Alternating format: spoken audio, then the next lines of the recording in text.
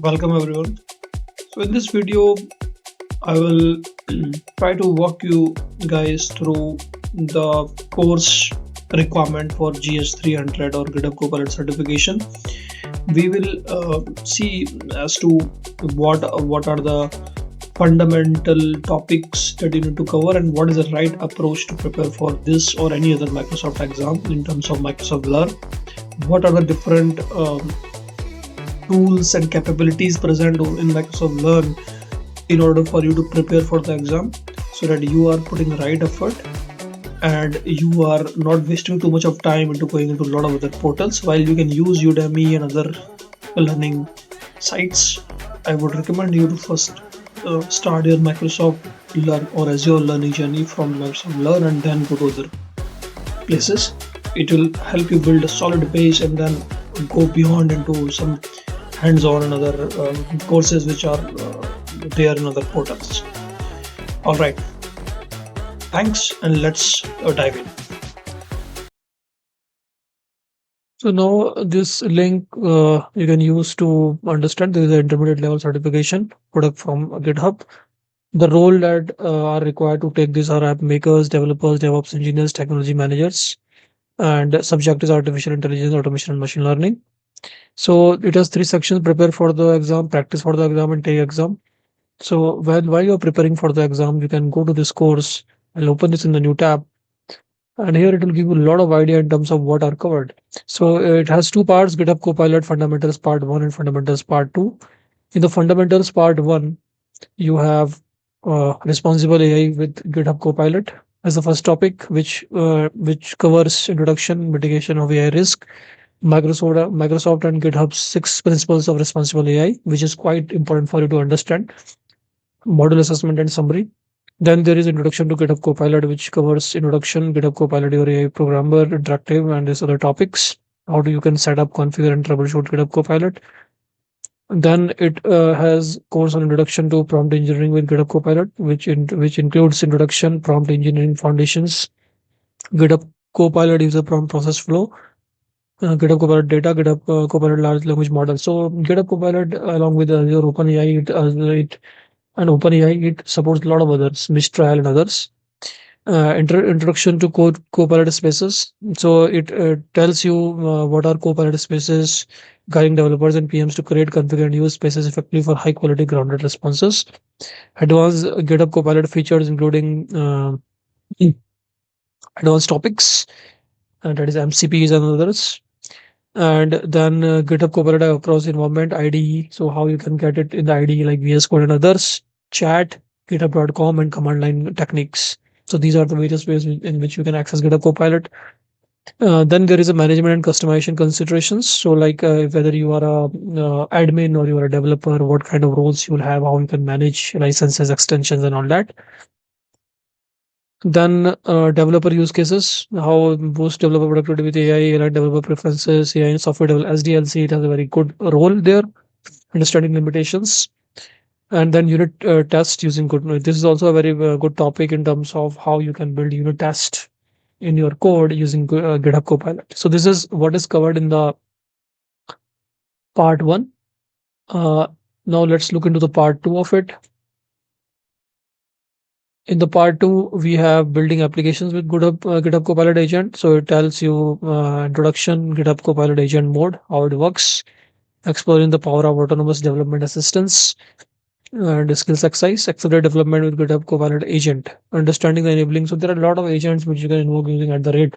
So this tells you about that, understanding enabling the GitHub Copilot coding agent, security risk and limitations of Copilot coding agent, assigning tracking and troubleshooting Copilot agent tasks, then customizing them, responsible use of coding agent in on github.com, expand your team with GitHub Copilot agent. So it acts like a junior developer or maybe a developer or say.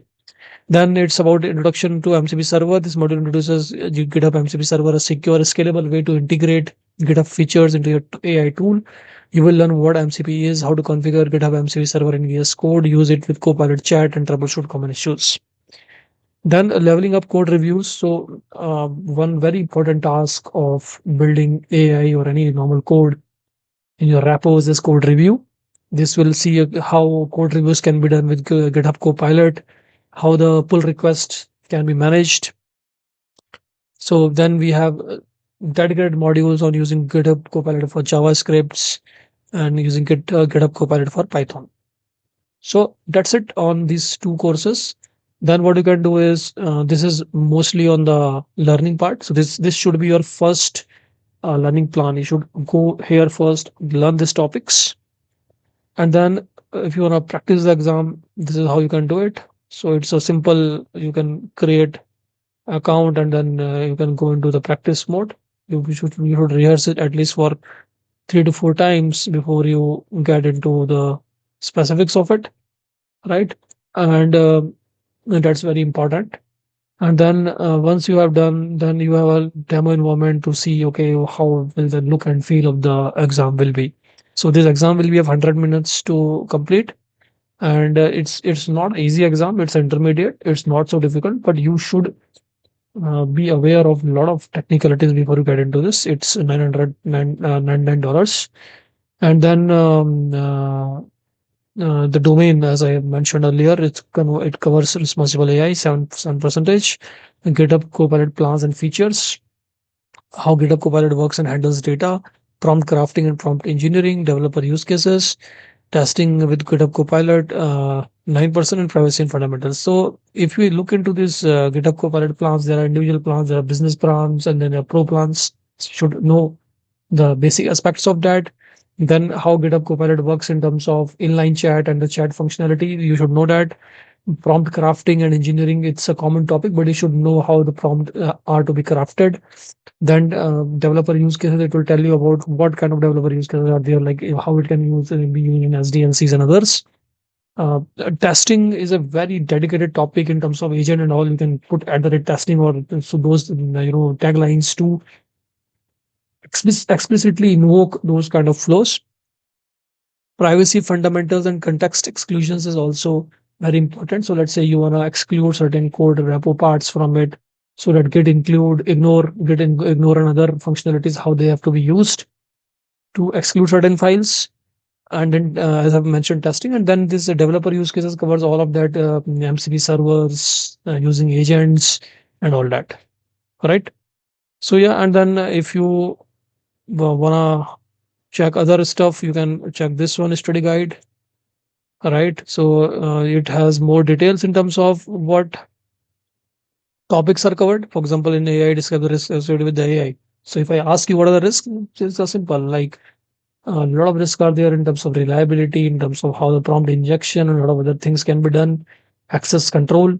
So if you give too much control to your agents, and not, it's a problem. So how it is mitigated, limitations of using generative AI tools. A lot of times you have to know that it's generative AI, so you cannot guarantee 100% accuracy to it. You have to always mitigate and check the outputs for better production pipeline. Explain the need to validate the output of AI tools. Identify how to operate a responsible AI. So how responsible AI is operated, what is the working model of it, how the controls are set up. Identify the potential harms of generative AI, bias, secure code, fairness, privacy, transparency. Explain how to mitigate the occurrence of potential harms, ethical AI. So GitHub Copilot plans, as I have explained earlier. Understand the difference between GitHub Copilot individual, business, enterprise, and business for non-GHE. So business Copilot business for non-GHEs, for tools which are outside of GitHub Copilot, like Bitbucket and others. Understand GitHub Copilot for non-GitHub customers. Define GitHub Copilot in the IDE. Define GitHub Copilot chat in the IDE. Describe the different ways to trigger. So there are three ways, I mean multiple ways, but the chat is a way, like when you install the extension of GitHub Copilot into your VS Code, on the right you will have, when you click on the top, there will be a chat window where you can do all of this. Inline is where in your code itself you do control I and you are able to do this. The suggestions, multiple suggestions, exception handling, and CLI. Then it's about identify the main features of GitHub Copilot individual in terms of explain difference between GitHub Copilot individual and GitHub Copilot business, data exclusions, IP indemnity, billing, etc.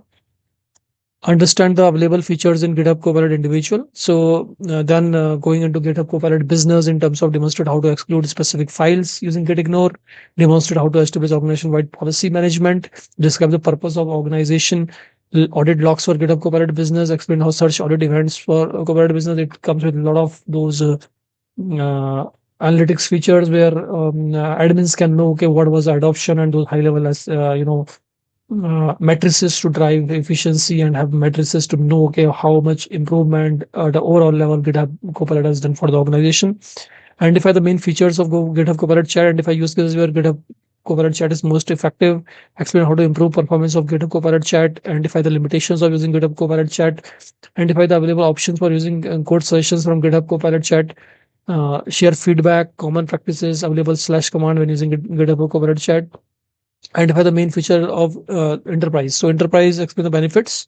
How for enterprises it comes with some discount and other capabilities. Explain pull request summaries, how to configure, use knowledge bases within GitHub Copilot Enterprise, different types of knowledge that can be stored. So it allows your custom repo library to be stored and then fed into this to have better context. Describe different types of knowledge that can be stored.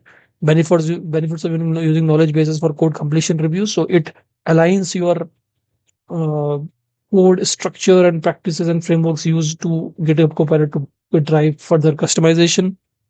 Describe instructions for creating, managing, and searching knowledge bases. Explain benefit of using custom models, and how it can be used in CLI. Domain 3 is about GitHub Copilot works and handles data. Describe data pipeline lifecycle of GitHub Copilot code sessions. Visualize the lifecycle of GitHub Copilot code session, how GitHub Copilot gathers context, builds prompt, proxy service, and filters each prompt goes through, how the safe AI is implemented. Describe how large language model produces its response. Explain post-processing of GitHub Copilot's responses through proxy server. Identify how GitHub Copilot identifies matching code. And then data handling in terms of individual is used and shared, how it's done in the code completion and chat.